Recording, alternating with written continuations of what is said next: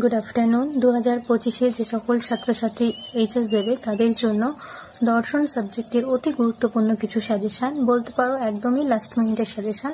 যারা সারা বছর সেরকম কিছু একটা পড়োনি তাদের জন্য মাত্র কয়েকটা কোশ্চেন পড়ে গেলেই তোমরা পাস নাম্বারটুকু তুলতে পারবে। শুধু পাস না, মোটামুটি ভালো নাম্বার পাবে, কারণ সারা বছর না পড়াশোনা করে শুধুমাত্র এই 3 দিনে পড়াশোনা করে কখনো ভালো রেজাল্ট হয় না। আমি আজকে বাড়িতেই আছি, সেন্টার বা স্কুলে নেই, তাই বোর্ড ইউজ করতে পারছি না। আমি মুখেই বলবো, তোমরা একটু খাতা পেন নিয়ে বসে পড়ো।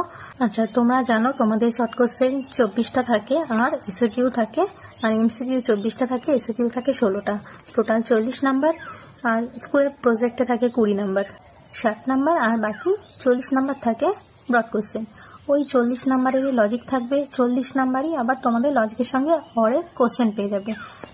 আচ্ছা, আমি আগে প্রথমে লজিকের কোশ্চেনগুলো নিয়ে আলোচনা করি, পরে যারা লজিক করবে না তাদের জন্য কোশ্চেন বলে দেবো।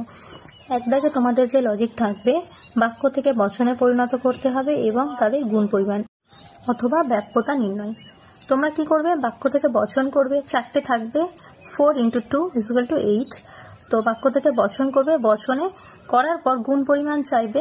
গুণ মাঝখানে হয় থাকলে সরর্থক, নয় থাকলে নঅর্থক, তোমরা জানো। আর পরিমাণ কি, পরিমাণ হচ্ছে যখন দেখবে এ আর ই বচন আছে তার মানে সেটি সামান্য, আর আয় আর ও বচন থাকলে বিশেষ। এ হয়ে গেল গুণ পরিমাণ। আর ব্যাপ্যতা যদি আসে, ব্যাপ্যতার রুলস আমার ভিডিওতে দেওয়া আছে, তোমরা দেখে নিও।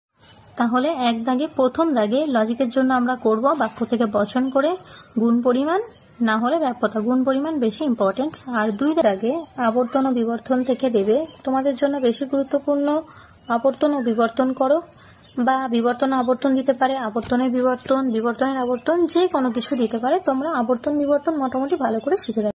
আচ্ছা, 1 আর 2 দাগ বুঝলে 3 নম্বর দাগে তোমাদের থাকবে বৈধতা বিচার। বৈধ হতে পারে, অবৈধ হতে পারে, যে কোনো কিছু একটা লজিক দেওয়া থাকবে, তোমাদের সেটা বিচার করে দেখতে হবে।